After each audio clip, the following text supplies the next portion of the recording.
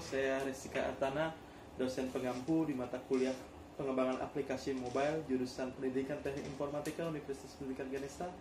Pada mata kuliah ini kita akan belajar untuk mengembangkan aplikasi mobile. Nah, teknologi yang kita gunakan pada perkuliahan ini, kita coba menggunakan teknologi yang lumayan baru, namanya React Native. React Native ini merupakan framework yang dikembangkan oleh Facebook, di mana dengan menggunakan React Native kita bisa mengembangkan aplikasi multiplatform sekaligus, baik yang jalan di Android, iOS maupun Windows Phone. Sudah banyak yang menggunakan React Native seperti Facebook, Instagram, QQ, iTunes, Baidu, dan lain sebagainya. Nah, seperti mutunya, React Native ini adalah learn once, write anywhere, build mobile apps with React. Oke, untuk pertemuan pertama kita akan belajar untuk menginstal React Native di komputer. Oke, silakan mengikuti.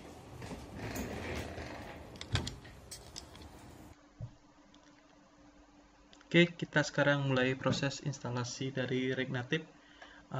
Silakan dibuka website resminya di facebook.github.io/reactnative. Jadi kurang lebih akan tampilnya seperti ini. Ini adalah halaman resmi dari React Native, saat ini berada pada versi 0.42. Oke, ini adalah contoh membuat aplikasi mobile sederhana. React Native ini menggunakan bahasa pemrograman JavaScript. Dan ini adalah aplikasi-aplikasi populer yang sudah memakai React Native. Ada banyak, ada Facebook, terus ada iTunes, ada Instagram, ada QQ, ada Baidu, dan masih banyak sekali. Ya, masih banyak yang memakai, udah banyak yang memakai React Native, bahkan juga bisa digunakan untuk membuat game. Oke, langsung saja kita sekarang mulai proses instalasi. Pertama kali di komputer kita, klik saja linknya, yaitu Get Start with React Native. Nah, ini adalah halaman kalau kita ingin memulai menggunakan React Native.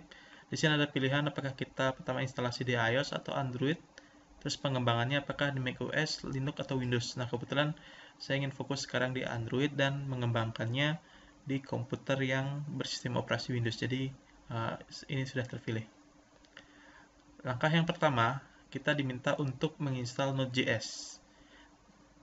Jadi Node.js, command Node.js, kemudian diminta untuk menginstal React Native Command Line Interface atau CLI. Terus kita juga diminta untuk install Android Studio.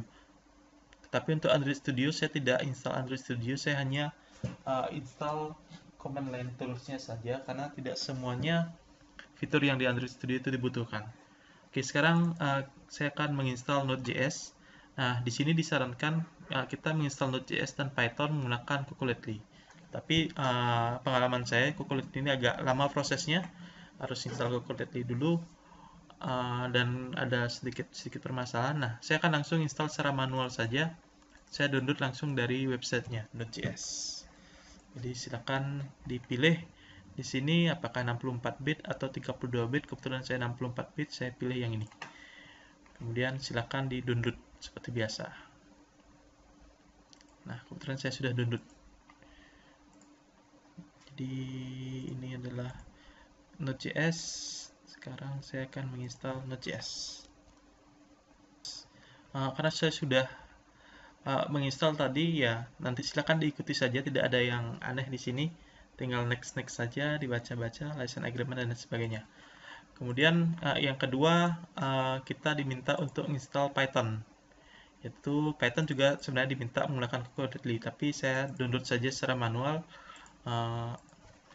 Search aja Python 2.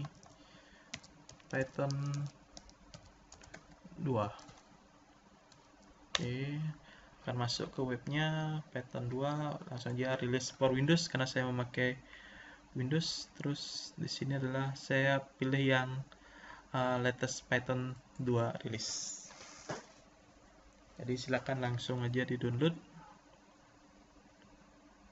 Installernya untuk 64 bit atau untuk 32 bit, ya pilih saja langsung, terus di download. Nah, kebetulan saya juga sudah mendownload dan install seperti biasa, tinggal baca-baca sedikit, next, tidak ada yang aneh di sini.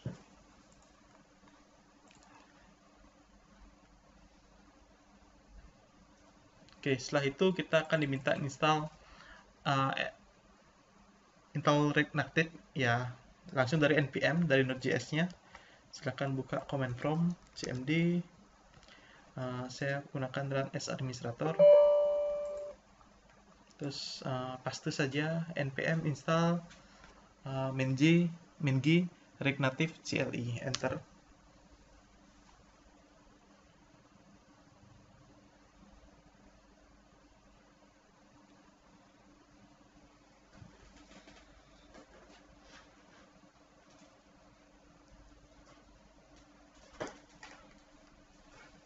Oke, sudah terinstall.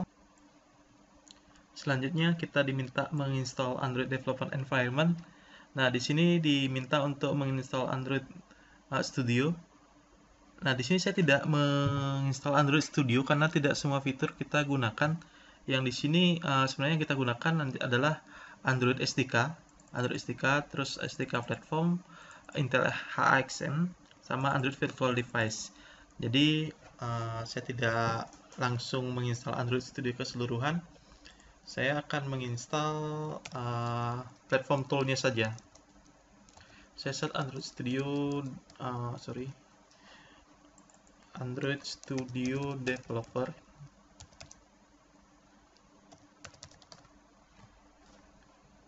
Oke. Nah, kita lihat di bagian bawah. Ini adalah halaman dari Android Studio. Jadi ya, di sini saya hanya install CLI-nya saja, Command Line Tools untuk Windows. Jadi silakan download yang ini saja. Klik, terus baca term and condition-nya kalau sempat. Setelah itu adalah download. Sip. Oke, ini sebaiknya disimpan di tempat yang memiliki space lebih banyak karena ini memerlukan space yang banyak.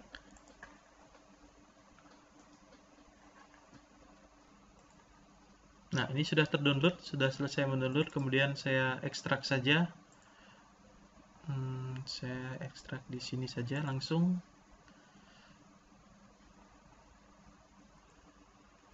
Proses ekstraksi sudah selesai.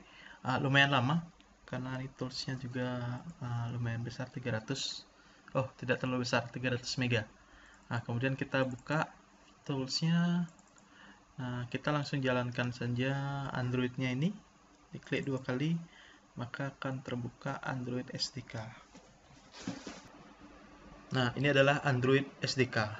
Jadi kalau kita lihat lagi petunjuknya, bahwasanya kita dipastikan untuk menginstal Google API, Android SDK Platform 23, Intel x86 Atom System Image, Intel x86 Atom 64, sama Google API Intel x86 Atom 64 System Image. Jadi ini semuanya ada di Android 6 atau Marshmallow. Kita ikuti saja dulu. Oke, terus yang ini juga harus diinstal. Android SDK Build Tool 23. Jadi Android SDK Tools juga diinstal, Android SDK Platform Tools. Ini kebetulan saya sudah menginstal. Terus sama Android SDK Build Tool yang versi 2301. Selain itu, jika Android 7.11 ini sudah terisi checklist, hilangkan saja karena kita belum memerlukan dan ini memakan space yang lumayan. Nah, di Android 6 di bawahnya yang kita pastikan itu adalah SDK Platform, itu diinstal. Ini kebetulan saya sudah install. Terus ada ini sebenarnya nggak perlu. Terus Intel x86 Atom System Image yang 64 sama yang biasa yang tidak 64. Terus juga Google API Intel x86 Atom 64 System Image. Nah, ini semuanya harus install dan ini lagi satu. Oke. Nah, kemudian di bagian bawah kita juga memerlukan USB driver kalau kita ingin merun Android kita itu di handphone secara langsung menggunakan debug developer mode. Oh ya, pastikan juga menginstal Android Support Repository karena ini kita juga butuhkan. Kemudian ini kita sebenarnya butuh yang ini, HXM installer Intel x86 emulator. Nah, kita isi centang saja di sini, tetapi di komputer saya, kebetulan komputer saya tidak kompatibel dengan Windows, yang ini, jadi ini tidak bisa diinstal. Saya biarkan saja dulu. Nanti saya berikan cara untuk menginstalnya kalau di komputer kita tidak kompatibel. Nah, setelah itu silakan klik install. Ini kebetulan saya sudah menginstal, jadi tidak terlihat tidak aktif ya. Setelah diinstal, klik install, lalu accept, lalu ikuti saja, dan agak lama menunggunya. Itu ditunggu saja. Oke, ini saya close. Saya anggap sudah selesai menginstal. Kemudian seperti yang saya katakan tadi bahwa x86 HXM saya itu tidak kompatibel. Nah, saya mencari solusinya. Google is your friend. Saya carinya di Stack Overflow. Akhirnya ketemu solusinya adalah saya harus download langsung di sini di software Intel ini. Jadi search saja emulator is not compatible. Jadi di sini ada solusinya. Terus diminta mendownloadnya dari ini, https software Intel, dan ketika saya buka adalah ini. Kemudian langsung di install, accept, download, kemudian ekstrak. Hasil ekstraksinya adalah ini. Tinggal dijalankan saja yang silent run, ya, silent install. Diklik aja 2 kali, dia akan jalan menginstall HXM untuk Windows kita. Tunggu sebentar. Oke, jika sudah langsung hilang berarti sudah terinstall. Ya, memang seperti itu, namanya juga silent. Nah, kemudian kita akan mulai menjalankan FVD. Nah, saya jalankan Android FVD. Enter. Maka akan muncul Android Virtual Device-nya. Buat device baru, kebetulan saya sudah membuat. Saya pakai Nexus 4 sebagai base-nya, N4. Terus Android 6, level API-nya Android 6. Terus Intel Atom x86-64, kalau saya 64 bit, kalau ya adik-adik atau teman-teman itu adalah 32 bit, langsung Intel yang 86 saja. Kemudian skinnya non, memorinya disesuaikan saja, lalu oke. Nah, setelah oke, lalu langsung di start launch. Nah, tunggu sebentar.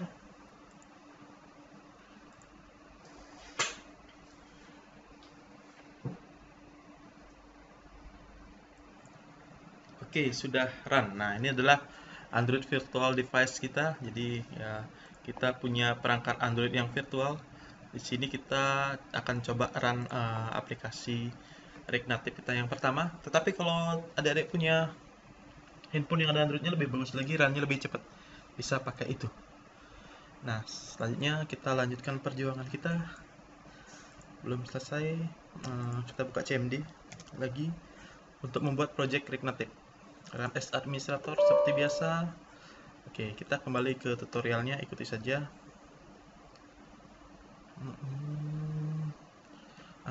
Testing your Regnative installation. Regnative init awesome project. Jadi sebelumnya menuju dulu ke dimana tempat aplikasinya nanti mau dibuat. Contohnya saya akan di D. Kemudian satu programming, siapa foldernya, cd Android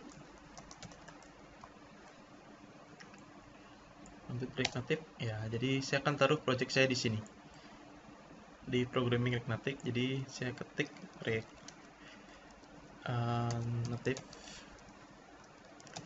init awesome project, enter.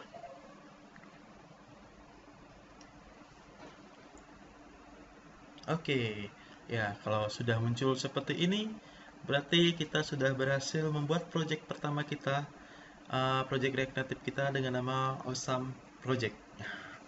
Jadi untuk menjalankannya di sini diberikan berikan komen Regnative run Android. Pertama kita menuju ke dalam project tersebut, cd Awesome Project. lalu jalankan React Native run Android. Kita tunggu di emulator. Nah, kebetulan saya juga punya alternatif lain. Kalau umpamanya kesulitan atau terlalu berat di Android emulator, juga bisa install Andy, ya ANDY. Jadi search aja di Google. Ini juga emulator bagus. Alternatif. Sebenarnya ada banyak, ada Genymotion, juga bisa BlueStack dan lain sebagainya. Nah, ini sudah mulai install. Dependency, React package ready. Tunggu sebentar, deg-degan. Apakah ini akan berhasil? Allow access. Oke, sudah selesai.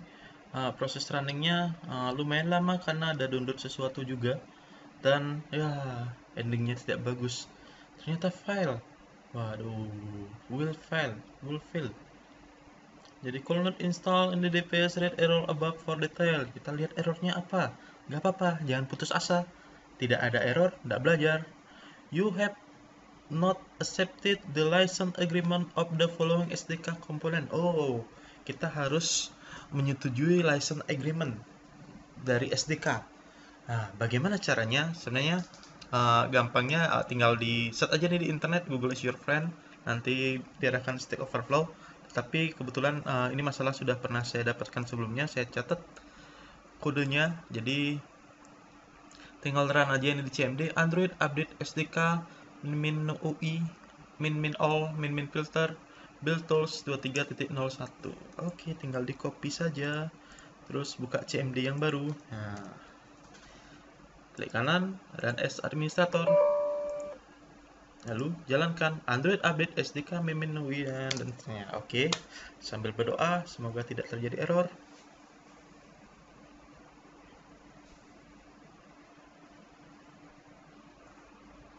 Do you accept the license Android SDK license? Yes, I'm sure. Oke, download lagi. Kita tunggu saja sambil berdoa.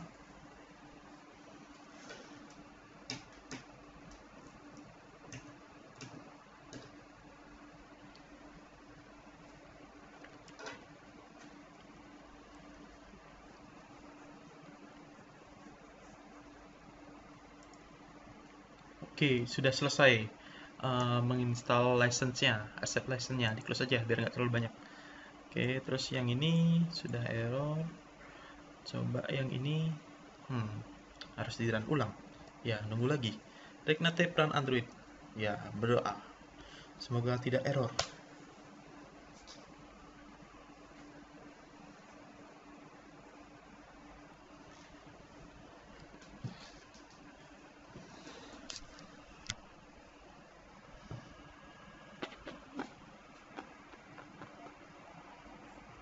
Oke, ya akhirnya kita berhasil menjalankan aplikasi React Native kita yang pertama. Tandanya adalah muncul tulisan ini, Welcome to React Native. Ya, jadi lumayan berdarah-darah juga untuk menginstalnya. Tapi kuncinya adalah tetap jangan menyerah, tetap semangat. Tidak ada error, maka tidak belajar. Kalau ada error, ingat selalu Om Google. Ya, di errornya dipaste di Google, nanti bisa diarahkan ke Stack Overflow. Setelah itu ikuti instruksinya, pasti berhasil. Oke, sekian pada sesi pertama instalasi React Native. Selanjutnya kita akan ketemu di materi selanjutnya, yaitu membuat program pertama di React Native. Terima kasih.